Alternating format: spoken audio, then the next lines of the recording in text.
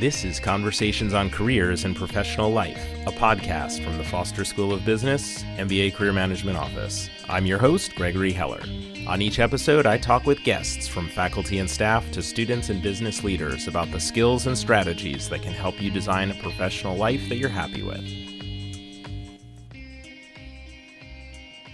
On this episode, I speak with Philip Bozarth Dreher.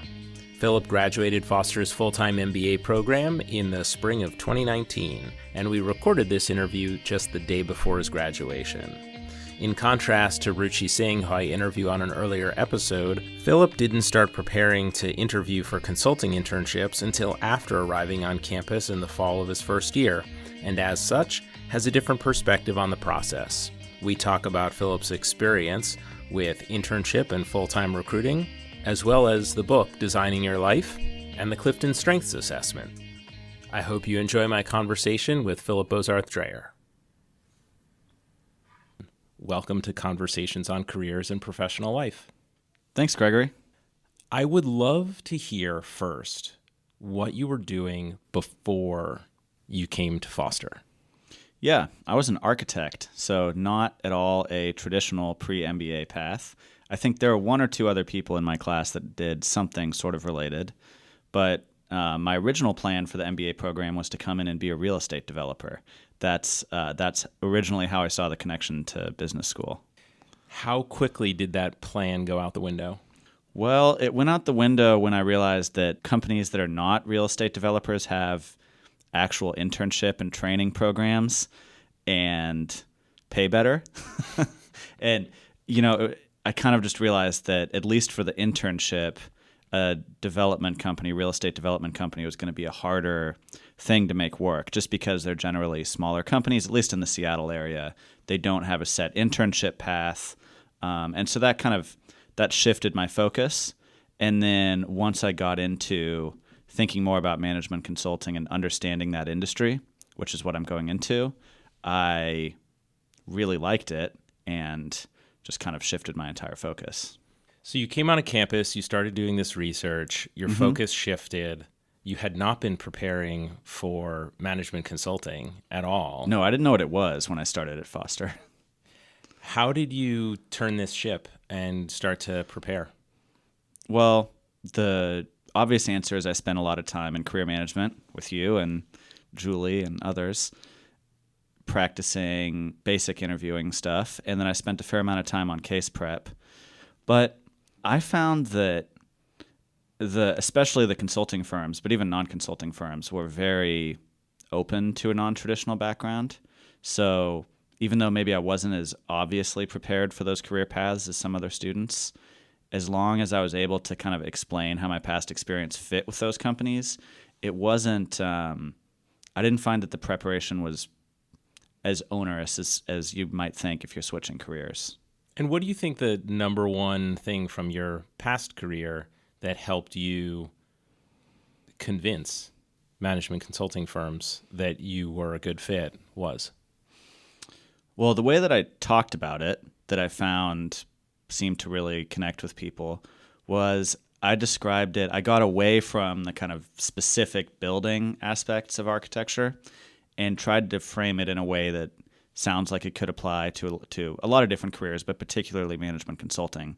So I'd say I was a project manager, which was my major role, and that as part of that, I was helping clients build a big vision for what they wanted to do, a big strategy, which in reality was like the design and rough size of the building, things like that, a vision for the building. And then I was also in charge of managing a team, the schedule, the budget, all the details of execution that needed to be run well to bring this to fruition. So it's a totally accurate description of what I did, but I stripped out a lot of the really specific architecture references. So I found I literally had someone when I was interviewing at BCG say, "Oh, well, that sounds like exactly what we do." And so the important thing, the kind of breakthrough for me in that was figuring out how to describe what I did in a way that people from a totally different industry could listen to and say, "Oh yeah, that's, what we do and applicable." So it was like you didn't get stuck at the ground level of what you were working on. You went to that 10,000 or even 35,000 foot view. What are the skills that made you successful in your prior role that are transferable to something else. Yeah. And for another example is, I didn't say, when they asked me why I liked architecture, for example, I wouldn't say because I am so enamored with buildings and construction. I would say I really liked the fact that there were so many problems to be solved, that I got to work with clients and help them make their vision come to fruition. Things like that that apply to multiple fields. So tell me, you started preparing for consulting interviews and you started applying, and those applications you had to get in November, December? Yes. For the internship. And then what did you do over the winter break so that you were going to be fresh when you came back to campus and had some of those interviews? That period of time is really when I spent a lot of time on case prep. During the fall quarter, I spent some time on case prep because I had the theory that it would be helpful for all kinds of positions that I'd interview for, not just consulting, because at that point I hadn't really narrowed my focus yet. But it was during winter break and immediately after winter break that I really went hard after that. So that was the big thing that I did. How many case interviews, preps, would you say you did? I am completely spitballing here, but I will say it was a substantial number, but nothing crazy. Maybe 25. So, I think career management... 40. Do 40. Career management rightly tries to motivate students by letting them know that you have to try really hard for this stuff, and it's not easy. And I think that's a good strategy to kind of get people moving, but I don't want anyone to think that it's impossible or it's insurmountable. If you listen to Mark Constantino or some of the case prep consultants that come through, they'll tell you need to spend hundreds of hours, and I just don't think that. I don't want that to prevent anyone from getting started on prep at all. But you have to be intentional about it. You have to be intentional. You have to be working on it methodically. But if you're doing a case or two a week, you will pretty rapidly get to a good place, I think. And you're talking about a full case, not just a case start. Yeah, I think case starts are great in the first part of fall quarter, and then you should transition to fuller cases. Yeah. So when you came back in January, how many firms did you interview with? I only interviewed with one firm, with Deloitte.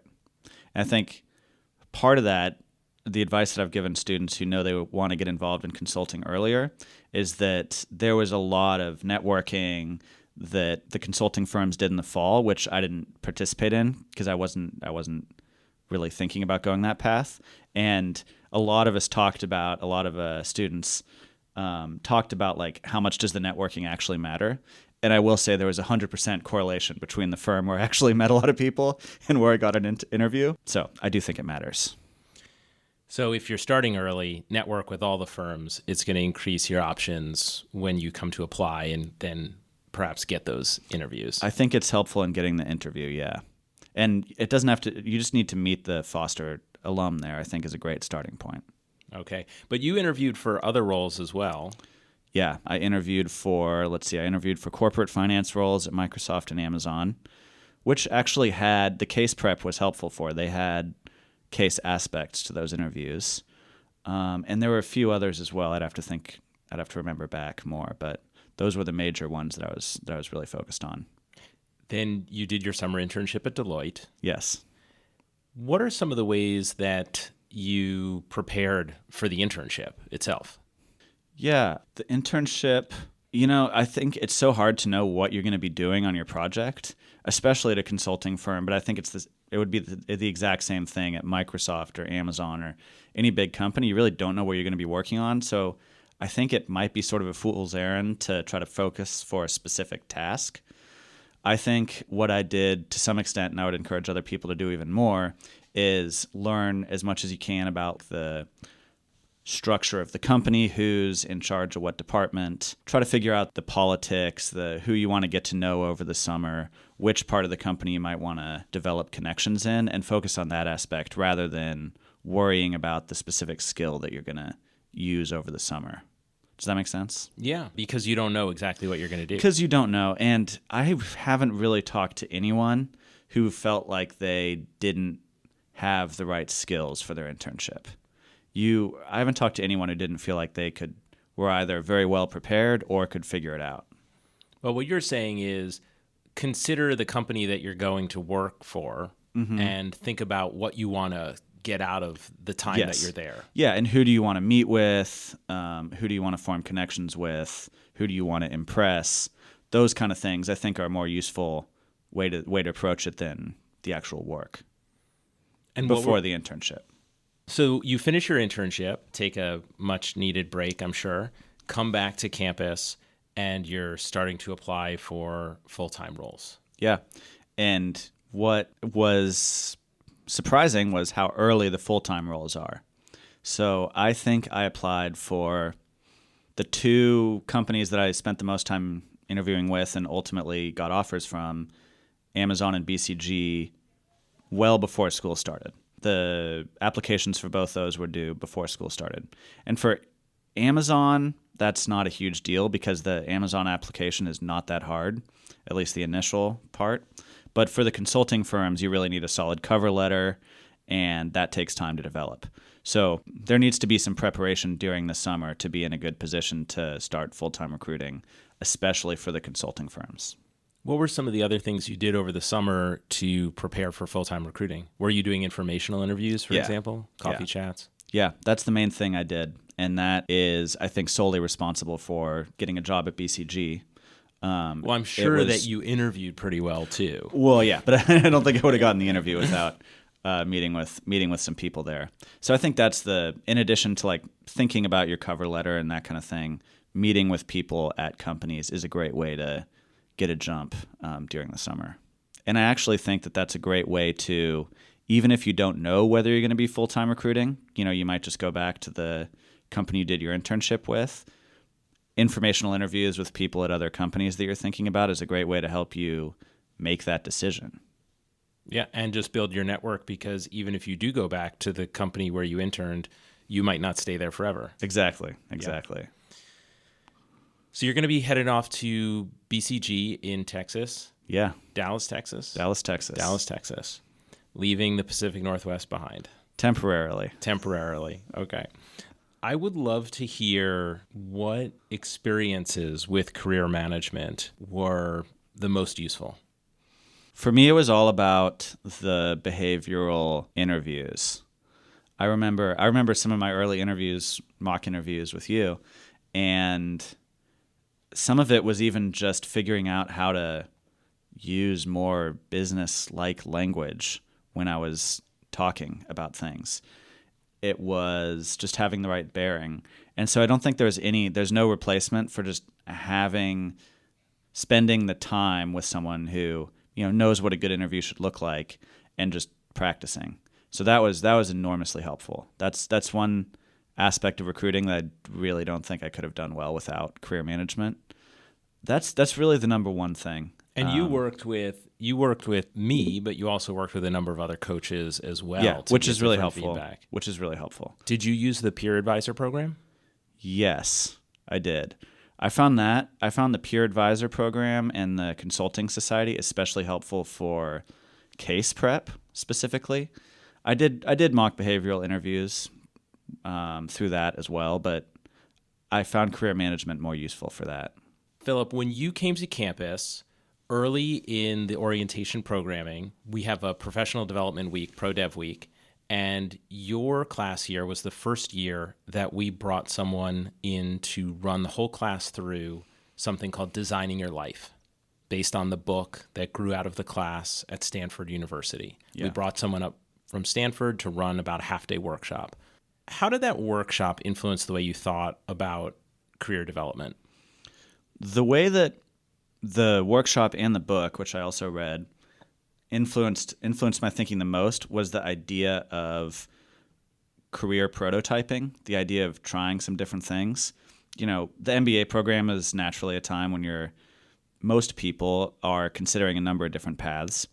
And that book affected my philosophy because they advocate actually trying things. So if you think you might want to be in consulting or you might want to be in corporate finance, you can get a taste of it through informational interviews and maybe reading about the career. But at the end of the day, you really have to try it to know how good of a fit it's going to be.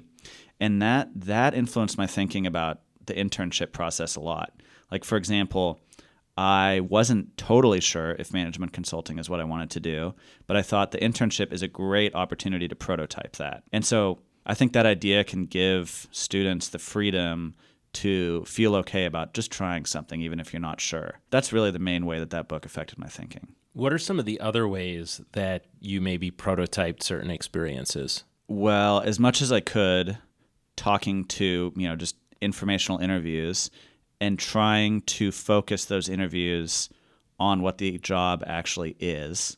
So ask questions about how do you spend your time in this career?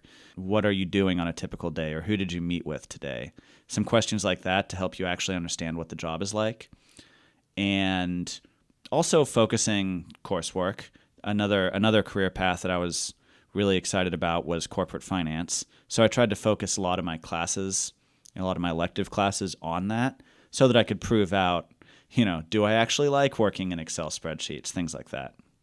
Were there any things like case competitions or independent study projects that you did? Yeah. I think another big opportunity for this kind of thing is the applied strategy project. My team did ours with Cascade Designs, who makes Thermarest, Black Diamond, Platypus. All those lots of different outdoor companies. MSR is their original main brand. Yeah. And so we got to spend a lot of time doing a lot of data analysis with information that they have on their online sales. And so that was a good chance to actually understand what it's like to do a lot of the kind of data analysis that, Amazon, for example, really expects of employees. Another thing that we've started to roll out with students is the Clifton Strengths. And while that has really been rolled out with the class of 2020, I know that you took the Clifton Strengths assessment. What was your impression of that, and how has it helped you think about yourself as you prepare to head off into the real world of full-time work again? Yeah. What I found interesting about it was that it highlights both the things that you're good at and the things that I don't think it means that you're bad at, but just aren't a big influence in your personality type. And some of them are surprising and offer an opportunity to either lean into that or to try to build up something that might be a weakness. So, for example, I scored very highly in things like context and history, like really wanting to understand the background on things and the larger picture, and then scored lowly on innovative strategy type things. So maybe an opportunity is to think about how those things could relate, how I could use a real passion for the understanding the background and the big picture to try to get at what new solutions might be. So I think it offers the opportunity to understand yourself better and see how, when you're struggling with something that maybe isn't your strength, how you can bring the things that are your strength to bear. Yeah, that's absolutely the best way to use it, which is how do you bring your top strengths to any problem or challenge situation, rather than trying to essentially work against type. Exactly. Yeah. And I think it could also be a great guide to what kind of job you would be successful in. Yeah, can certainly be, I think, things where there's some correlation. But one of the things that Gallup would say, or that the Clifton Strengths coaches, and I'm a Clifton Strengths coach myself, is that you can be successful in just about any role if you know how to use your strengths to be successful in that role. Okay. Right. Yeah. There are examples of CEOs who have no execution themes, or CEOs who have no dominant themes in the influencing arena. And you think, how could you be a CEO and not influence? Well, maybe they use their relationship building themes, for example. Yeah. Right. That's interesting. And it's also just it's a fun exercise to go through, just because I think we all like learning little tidbits about ourselves. And at first, when you read through your Clifton Strengths, you think, I saw strategy towards the bottom, and I was like, that can't be right. You know, You're like, what am I doing? I'm going I was like, to be a management consultant. It's a terrible sign. Yeah. But when you read the details of it, you start realizing like, oh, that actually makes sense.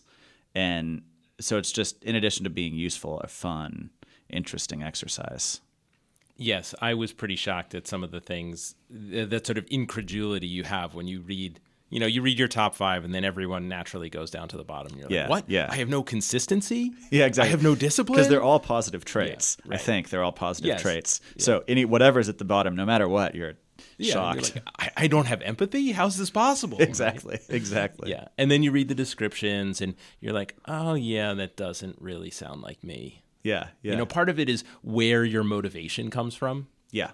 Right. Yeah. Like adaptability, I think, is a perfect one. People are like, I'm not adaptable, but you have to be prepared for ambiguity in this world. What am I going to do if I don't have adaptability? And I have adaptability pretty low. I can roll with ambiguity and with change, but it isn't what I would choose. Exactly. Yeah. Right. It doesn't mean you're terrible at it. It just means it's not a differentiating characteristic. Yeah. Are there any books, podcasts, websites that helped you during your career search process? I think the way that I'll answer this question is more in terms of the MBA experience as a whole. There weren't any books that I found. I found Designing Your Life useful, but we already talked about that. I did find some podcasts and books really useful for just developing my understanding of the business world in general. In terms of finance, I found like Liar's Poker, Bonfire of the Vanities, just some of the classic novels that are really fun to read, but also give you a real picture into that world. And a podcast that I think any MBA student should listen to is Econ Talk. You'll hear the concepts from class discussed in really interesting ways with famous people. And those, I think, really helped build out my understanding of what we were learning in class, but also how to talk about it, how it actually works in the real world. And I think all those things come through when you're interviewing and give you a way to, if you understand those things better, you're able to convey your passion in interviews, why you think this stuff is interesting. And were there any habits or practices that sort of kept you on track, kept you sane during the whole experience? And obviously you can't separate out the career search part of things from the coursework, the teamwork, the midterms, the finals. So is there anything that you did regularly that kept you on track and kept you sane? Well, I think that in the fall quarter of first year, it's just wild and there's nothing you can do about it. So just tell yourself and your significant other, if you have one, that it's gets a lot easier at a certain point, usually once you nail down a job or an internship. And I found just being methodical and kind of organized about it. So if you start doing case prep, if you start doing behavioral prep early and you do it once a week for an hour, you will, by the end of the quarter, have like a pretty good base of experience. And I think that makes it a lot easier and preserves your sanity better than if you wait and you don't do it until the end and then over winter break you're cramming, and that would really be bad for your mental health. So I think just starting early and pacing yourself makes it a lot easier to keep everything manageable. I think that is fantastic advice to end this on. Okay. We start with that advice at the beginning of the ProDev experience for students, and it's always heartening to see when people really absorb that and follow through with that advice, because I think you're right. If you make it a part of every week that you're going to do some work on your career, if that's the mock interviewing, if it's working on your cover letters, getting out there and doing informational interviews, you can't cram that all in. And especially in December, it's way harder to get people, on the informational interview front. Absolutely. Harder to get informational interviews. There's people are taking vacations, you've got finals, and then all your friends are going off on trips and you're like cloistered away trying to find someone to do a mock interview with you. Totally. It kind of reminds me of saving money or contributing to your 401k. You do a little bit every month and it doesn't feel like a lot, but then you look back after a year and there's actually a lot of money in there. It's kind of the same way with this career stuff. If you do a little bit each week, it's not that much, but then at the end of the quarter, you've got a pretty good base of experience. Spoken like a true MBA.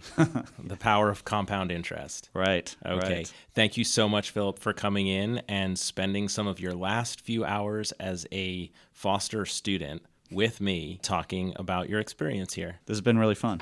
If you're an MBA candidate who's interested in or planning to prepare to interview for positions in consulting, you should go back and listen to my episode with Ruchi Singh.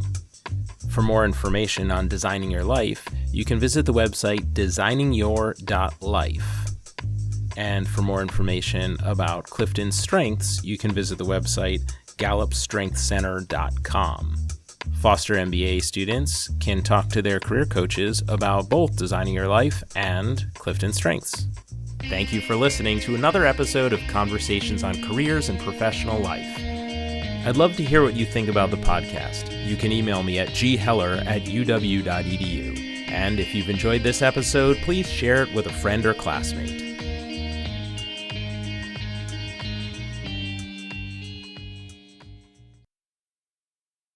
That was fun.